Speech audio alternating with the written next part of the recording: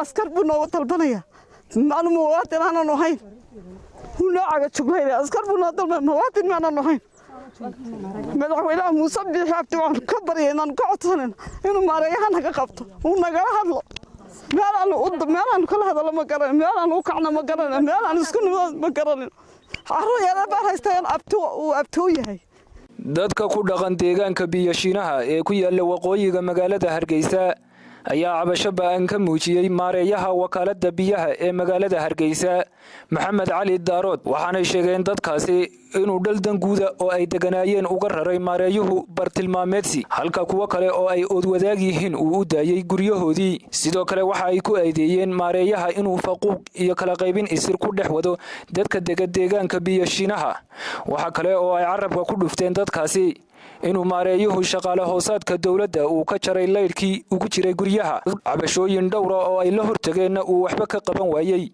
waa siday hadalka u dhigeen ay maadaafta qoriyeen ka taagay baxarsaabkan warshada ka soo gargaraacdo waa laga kala tuura makhraatiya maragna waanu ay rag waaweyn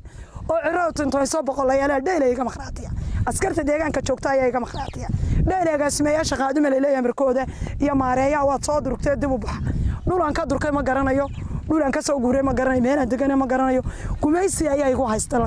la kuma qabno macallimiinta oo dhan wax daryeel ay ku qabtaa ma jirto haddaan tusaale soo qaato labada kaam $200 buu qaarsiya macallimiinta madaariska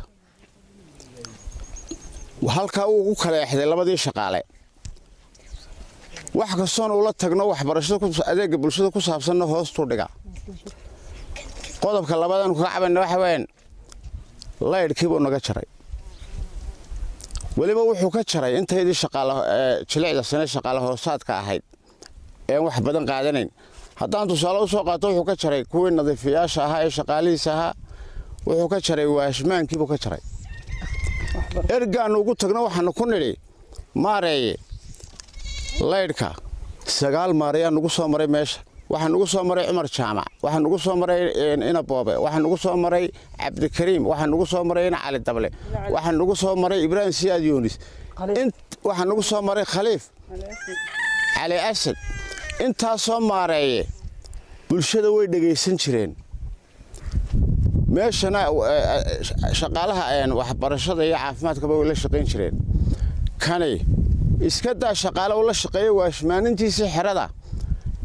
ee dadka xanuunsanaya hayay ayuu leerkii biyo ka jaray waxa weyn muwaadinku wuxuu xaq u leeyahay inay dawladdu siiso leer inay siiso inay biyo siiso inay nabadgelyada ilaaliso isagana waxa xaq loogu leeyahay inuu xeerka dalkiisa qaato oo cashuurta bixiyo waxa weyn mar labaad waxaan ku celinayaa oo mar saddexaad ku celinayna haddaan lahayn bulshadii deegaankii shaqaalihii reer biyashine in laga soo gaaro maareeyaha wakaalada biyaha Hargeysa oo nalaga bedelo dariilahaaga Muuse waan ku arkaynaa in adeere dadkii aad ugu wada talin maysida madaxweynaha tahay laakiin waliba wuxuu doonayaa halkuu joogo inuu dadka caburiyo meeshii wanaagsan oo helay inuu isagu dantiisa ku fushado u baahan ku dhinan ka yaree nabani warniyo Muuse naga soo gaar ninkan oo naga qabo oo naga lahada nama waraabiyo war ummadda Ilaahay baan ku waxay ka qaxdaa oo ka Suudaan waxa lagu dumiyay baan ku yiri xabad furinay ahayd baan ku yiri biyo 7 jeer nagu kiciyay baan ku yiri dhibaato walba uu nagu sameeyay waxa soo dhan waxaan ugu dul qaadanaynaa kicin buu wada dadku kicinaya siiba halka marka hore laga hadlayna cadaadis weyn buu nasaarey de Muuse madax meel ka sareeso la taabtay ma jirteen ninka naga qabaan kule Muuse Biixi Cabdi waxaan leeyahay inaad naga qaban maareeyaha ayaan caawa iyo bariba ka codsanayna qabyaalad xumo